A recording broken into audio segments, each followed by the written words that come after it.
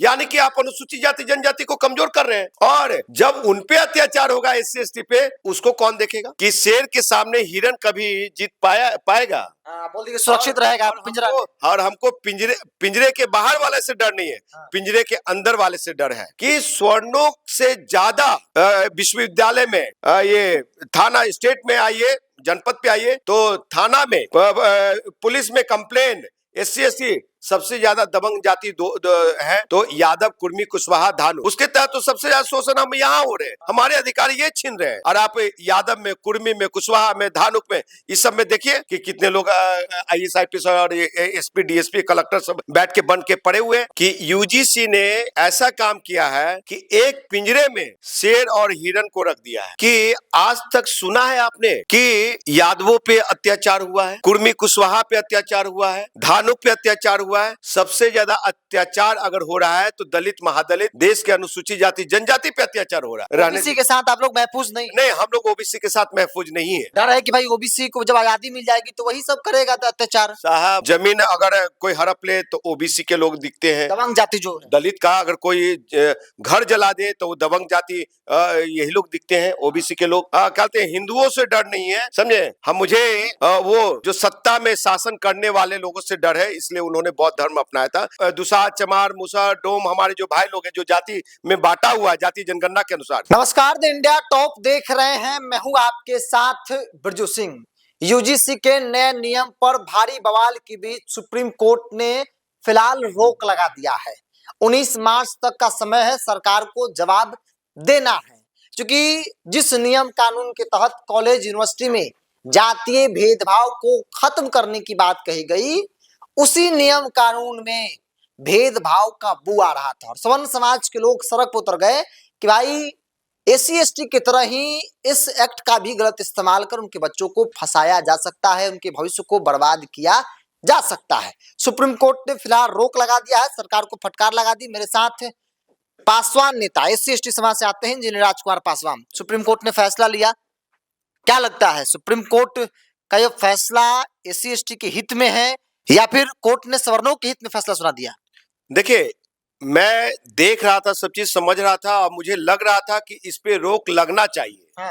क्योंकि मैं लगातार देख रहा हूं और जब मैं यूजीसी गाइडलाइन पढ़ा, लॉ को पढ़ा, तो मुझे लगा कि देश का अनुसूचित जाति जनजाति इस एक्ट के तहत असुरक्षित है। असुरक्षित है। मैं इसलिए कह रहा हूं कि देखिए, ऐसा नहीं है कि विश्वविद्यालय परिषद में, कॉलेज कैंपस में वहां भेदभाव नहीं होते हैं, लेकिन अब ऐसा नहीं है कि दबंग जाति एक स्वर्ण लोग ही हैं। आपको दबंग जाति ओबीसी में कुछ है जो कि दबंग है, जो अत्याचार करते हैं, अत्याचार दिखता है। आपको बता दूं कि साहब, इस एक्ट के तहत आप जब उन लोगों को जोड़ रहे हैं तो उसमें अनुसूचित जाति जनजाति के लोग कितने सुरक्षित हैं? ओबीसी के साथ जो जिनको शरीक किया है ओबीसी को, चाहे अति पिछड़ा को, तो कितना सुरक्षित है अनुसूचित जाति जनजाति? मुझे यूजीसी से ये कहना है कि साहब, ये बताइए कि जब 1956 एससी एसटी जो सुरक्षा कवच है, जिसके तहत उसको भाई पढ़ने का अधिकार, बोलने का अधिकार, शोषण ना हो, उसका जाति सूचक शब्द ना बोला जाए, तो उसके तहत जो वो राइट मिला हुआ है, तो उसी में आप कुछ जातियों को, मतलब कि ओबीसी और एससी एसटी को शामिल करके, कुछ वर्ग को, समूह को आप शामिल करके, यानी कि आप अनुसूचित जाति जनजाति को कमजोर कर रहे हैं। और जब उन पे अत्याचार होगा एससी एसटी पे, तो उसको कौन देखेगा? मान लीजिए ओबीसी वर्ग का कोई जाति अगर एससी एसटी के साथ कॉलेज यूनिवर्सिटी में भेदभाव करता है तो क्या कानून है उसके लिए? क्या कानून है? फिर तो समतुल्य कानून हो जाएगा। वो उस पे नहीं कर सकता, वो उस पे नहीं, एससी एसटी को शोषण होता रहेगा।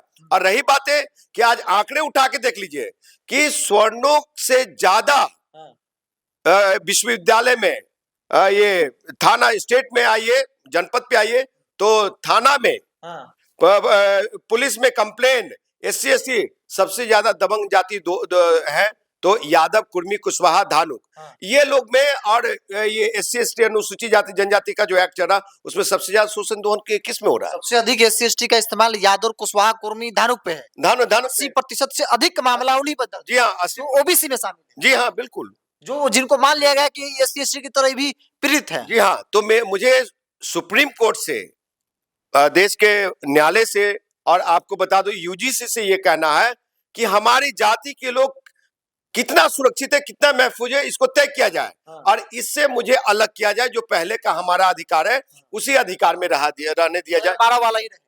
जी हाँ, देश का अनुसूचित जाति जनजाति को पहले से जो अधिकार है, पूर्व से जो अधिकार है, वो ही रहने ओबीसी के साथ आप लोग महफूज नहीं। नहीं, हम लोग ओबीसी के साथ महफूज नहीं है। डर है कि भाई ओबीसी को जब आजादी मिल जाएगी तो वही सब करेगा अत्याचार। साहब, आज सबसे ज्यादा मुख्य धारा में कौन आ गया है? क्या हमारे अनुसूचित जाति जनजाति के भाई लोग आ गए हैं?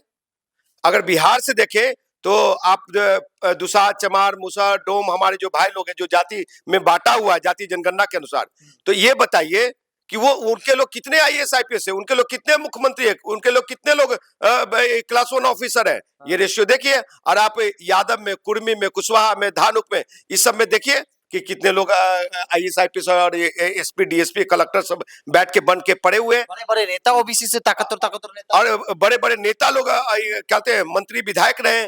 तो इस स्थिति में हम कितना महफूज है, कितना मुख्यधारा में है, ये इस चीज को आप समानता के आर्टिकल 14 की बात करते हैं, समानता के अधिकार, उसके तहत तो सबसे ज्यादा शोषण हम यहाँ हो रहे हैं, हमारे अधिकार ये छीन रहे हैं। तो हम ये इसका समर्थन आना विरोध करते हैं, लेकिन हम अपने समाज के अनुसूचित जाति जनजाति भाइयों के अधिकार के लिए हमारे जो कुछ सवाल थे, मैंने आपके चैनल के माध्यम से। देखिए बिरजू जी, दूसरा पहलू एक और मैं बात कहना चाहता हूं कि आज तक सुना है आपने कि यादवों पे अत्याचार हुआ है, कुर्मी कुशवाहा पे अत्याचार हुआ है, धानुक पे अत्याचार हुआ है? सबसे ज्यादा अत्याचार अगर हो रहा है तो दलित, महादलित, देश के अनुसूचित जाति जनजाति पे अत्याचार हो रहा है। और वो करने वाले लोग ज्यादा से ज्यादा लोग कौन है? तो इस चीज को यूजीसी को गंभीरता से सोचना चाहिए, विचारना चाहिए। और देश के सुप्रीम कोर्ट का जो आदेश आया है, तो पुनर्विचार के लिए जो दिया गया, उसमें जितने भी कमेटी में मेंबर है उनको भी हमारी बात को संज्ञान में लेते हुए उस पर पुनर्विचार करना चाहिए। पुनर्विचार करना चाहिए। मेरे पास एक आंकड़ा भी है, आप पटना को ही देख लीजिए, क्योंकि हम पटना में रहते हैं। पटना यूनिवर्सिटी या फिर जो तमाम कॉलेज हैं, अलग अलग कॉलेज में अलग अलग छात्रावास में अलग अलग जातों का वर्चस्व है। कहीं पर यादव है, कहीं पर कुर्मी है पटेल छात्रावास में, कहीं भूमिहार भी है, सवर्ण समाज के लोग भी कहीं हैं, और कहीं पर पासवान भी है। और जहां पर जो बहुमत में है वो अपने हिसाब से नियम कानून बनाता है, ये सच्चाई है। लेकिन कानून में यह तय कर देना कि भाई सवर्ण समाज ही जातीय भेदभाव करता है, इसको लेकर लोगों के अंदर सवाल था। और अंत में मैं यही कहूंगा बिरजू जी कि यूजीसी ने ऐसा काम किया है कि एक पिंजरे में शेर और हिरन को रख दिया है, SC/ST और ओबीसी, SC/ST और ओबीसी को। तो ये बताइए कि शेर के सामने हिरन कभी जीत पाएगा? बोल दीजिए सुरक्षित रहेगा पिंजरा। और हमको पिंजरे के बाहर वाले से डर नहीं है, पिंजरे के अंदर वाले से डर है। डर अंदर वाले से? जी हाँ, अंदर वाले से डर है। तो इस ओबीसी की दबंग जातियों से? जी हाँ, बिल्कुल डर। आज देखिए ना घटना है, जमीन अगर कोई हड़प ले तो ओबीसी के लोग दिखते हैं, दबंग जाति जो है। दलित का अगर कोई घर जला दे तो वो दबंग जाति यही लोग दिखते हैं, ओबीसी के लोग। तो ये सब चीजें मैं यही कहूंगा कि भैया शेर और हिरन से हमको, मतलब शेर से दूर रखो। शेर के साथ हम सुरक्षित नहीं, हम शेर के साथ सुरक्षित नहीं है। जिससे बाबा साहब आम्बेडकर ने कहा था कि कहते हैं मुझे कहते हैं हिंदुओं से डर नहीं है, समझे, हम मुझे वो जो सत्ता में शासन करने वाले लोगों से डर है, इसलिए उन्होंने बौद्ध धर्म अपनाया था। इसीलिए आज समाज को सुरक्षित करने के लिए और समाज को बचाने के लिए राजकुमार पासवान अपने समाज के अनुसूचित जाति जनजाति के साथ है। और यूजीसी के खिलाफत इसलिए मैं कर रहा हूं कि हमारा जाति, मतलब हमारा अनुसूचित जाति जनजाति भाई देश का, बिहार का कितना सुरक्षित है इस नए अधिनियम अधिकार के तहत और इस एक्ट के तहत। चलिए, नए नियमावली में सुरक्षित नहीं है, चूंकि नए नियमावली में ओबीसी को ऐड कर दिया है। हालांकि सुप्रीम कोर्ट ने इस पर फिलहाल स्टे लगा दिया है। सरकार फिर से इस पूरे मामले में संशोधन करेगी और देखना होगा कि सरकार संशोधन करती है तो क्या करती है, ओबीसी को बाहर करती है या फिर साथ में रखती है। चूंकि SC/ST समाज से आते हैं और इनका मानना है कि भाई हम शेर के साथ पिंजरे में सुरक्षित नहीं है, हिरन दबंग जातियों को भी शामिल कर लिए हैं, तो क्या गारंटी है कि दबंग जातियां कल होकर मेरे साथ जातीय शोषण नहीं करेंगे। बहरहाल आप क्या मानते हैं, आप अपनी राय को कमेंट्स बॉक्स में रखिए। इस पूरी रिपोर्ट में इतना ही, बहुत बहुत धन्यवाद।